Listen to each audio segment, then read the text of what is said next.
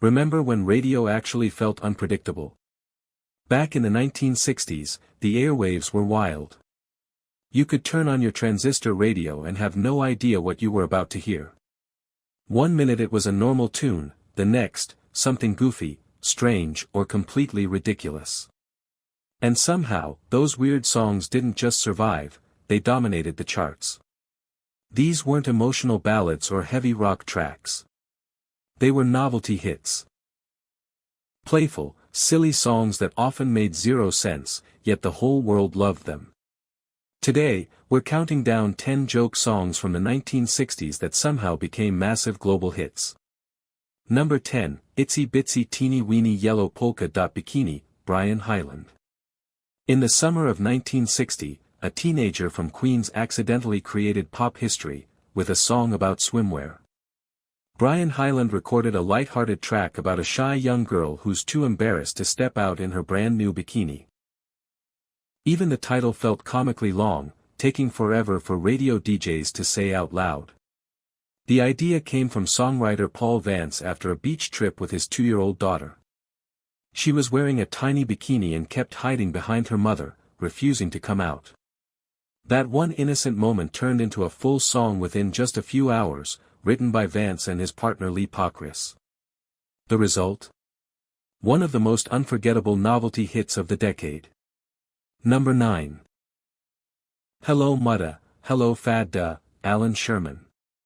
Now imagine it's 1963. A comedian named Alan Sherman releases a song written from the point of view of a miserable kid stuck at summer camp. The melody is borrowed from a famous classical piece, but the lyrics are pure comedy gold. The song shot all the way up to number 2 on the charts and refused to slow down. Sherman based the lyrics on real letters his son sent home from Camp Champlain in upstate New York. The homesickness was genuine. Sherman just exaggerated everything to hilarious extremes. In the song, the camper complains about everything imaginable: awful weather, useless counselors, food poisoning, missing campers, even bear sightings. It's one disaster after another, and he's desperately begging his parents to bring him home. Then suddenly, in the final verse, everything changes. The sun comes out, camp becomes amazing, and the kid casually tells his parents to ignore the panic-filled letter he just sent. The song became a perfect hit at exactly the right moment, late summer, when millions of kids were being sent off to camps of their own. It earned Sherman a Grammy and became such a cultural icon that in 2019, it was officially added to the U.S. National Recording Registry, an honor usually reserved for much more serious music. Sherman went on to become the undisputed master of musical parody, opening the door for future artists like Weird Al decades later. But no matter what he released after that, nothing ever matched the massive impact of that miserable summer camp letter. Number 8, Monster Mash, Bobby Boris Pickett. As Halloween 1962 crept closer, a struggling actor named Bobby Pickett had a strange idea. He was known in clubs for his spooky Boris Karloff-style voice, and one night he wondered, what if that voice became a song? Working with producer Gary Paxton, they recorded the track in a tiny studio with almost no budget. Instead of fancy equipment, they improvised.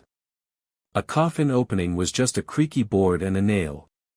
A bubbling potion. Someone blowing through a straw into water. Clanking chains were literally chains dropped on a tile floor. Record labels hated it. Every major company rejected the song, calling it ridiculous. But Paxton took a risk and released it himself on a small independent label. The gamble paid off. Just weeks later, on October 20, 1962, Monster Mash hit number 1 on the Billboard Hot 100 and stayed there for 2 weeks, perfectly timed for Halloween. The BBC even banned it for being too dark, which only made people want it more. The song sold over 1 million copies, but its real magic was longevity. It came back onto the charts again in 1970, then climbed all the way to the top 10 in 1973. It's resurfaced again and again ever since. Even in recent years, the track has continued to earn around $1 million annually, all from a novelty song recorded in a single afternoon. Number 7, they're coming to take me away, Hicha. Napoleon XIV. In 1966, recording engineer Jerry Samuels released one of the most bizarre hits ever to reach the top of the charts. There's no real melody. No instruments playing notes. Just a pounding snare drum, a police siren, and a voice that grows more frantic with every verse. The song follows a narrator spiraling into madness after losing his love. He becomes oddly thrilled that men in white coats are on their way to take him to the funny farm. As the track goes on, the tempo speeds up, his voice becomes more unstable, and the chaos intensifies.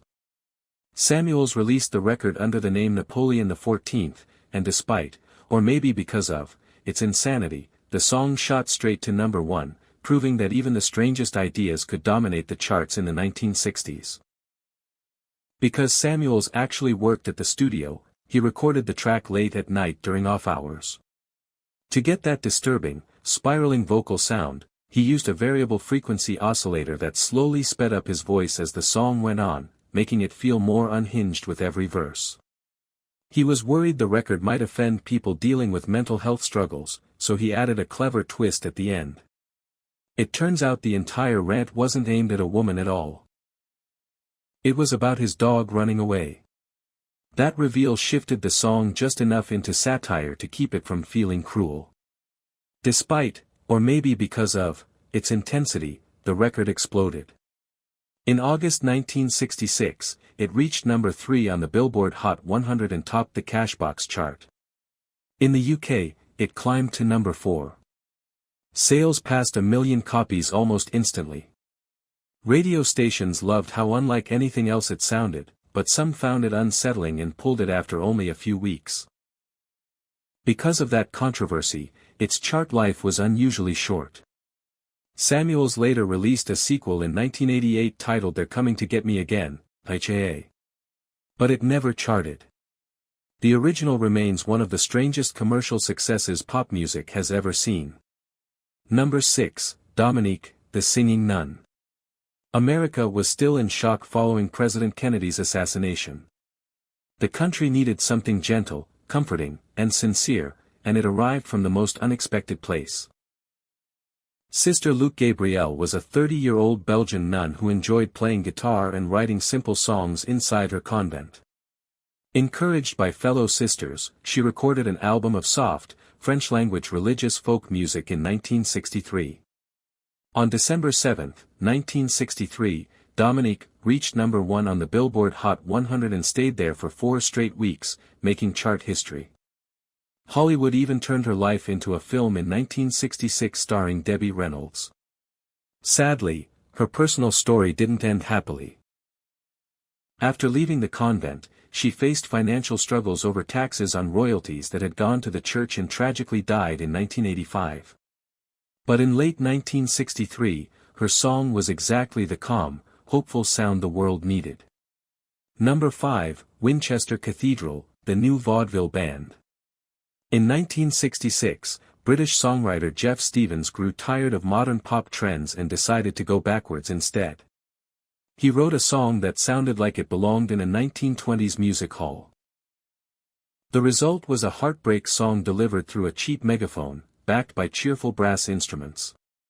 The singer talks directly to England's famous Winchester Cathedral as if it were a therapist, lamenting a lost love. Stevens recorded the track with studio musicians and released it under the name The New Vaudeville Band, even though no such band technically existed yet. When he realized the demo vocal sounded perfect, he kept it for the final release. The song became a massive American hit. In December 1966, it reached number 1 on the Billboard Hot 100, briefly knocking the Supremes off the top spot. It returned again for 2 more weeks. The group was managed by Peter Grant, who would later become famous as Led Zeppelin's legendary manager. Though the band had a few minor follow-ups, Winchester Cathedral defined their legacy. Decades later, the actual Winchester Cathedral Choir recorded a new version to celebrate the song's anniversary. Proof that a novelty tune had become a timeless classic. Number 4, The Purple People Eater, Sheb Wooley. Though released in 1958, the Purple People Eater remained hugely influential throughout the 1960s. Written and performed by country singer and actor Sheb Wooley, the song tells the absurd story of a one-eyed, one-horned, flying purple creature. The idea came from a child's misunderstanding of the phrase, purple people, and people eater. The twist? The creature doesn't eat people. It eats purple people. Wooley used a sped-up voice for the alien character, similar to techniques later popularized by cartoon novelty acts. The song shot to number 1 and stayed there for 6 weeks, selling over 3 million copies. Its popularity led to a movie, toys, children's books, and endless merchandise. Wooley later had another novelty hit, but nothing ever topped the cultural impact of the Purple People Eater. Number 3, Surfin' Bird, the Trash Men. In late 1963, a Minneapolis garage band called the Trashmen accidentally created chaos on stage. Their drummer mashed together 2 R&B songs into one frantic performance, and Surfin' Bird was born. The song made absolutely no sense. Its lyrics repeated nonsense phrases over explosive surf rock energy. A local DJ saw potential and helped the band record it. After winning multiple regional competitions, major labels took notice.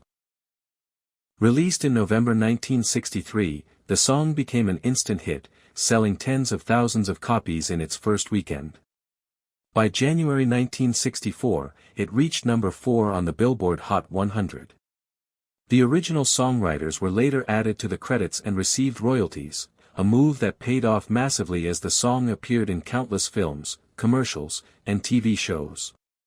Punk bands later embraced it, and Family Guy introduced it to an entirely new generation. The Trashmen never had another hit, but Surfin' Bird became one of rock's most joyfully ridiculous classics.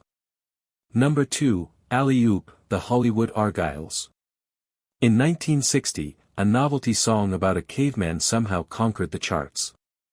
Based on the comic strip character created in the 1930s, Alley-Oop reimagined the prehistoric hero as a rock and roll star.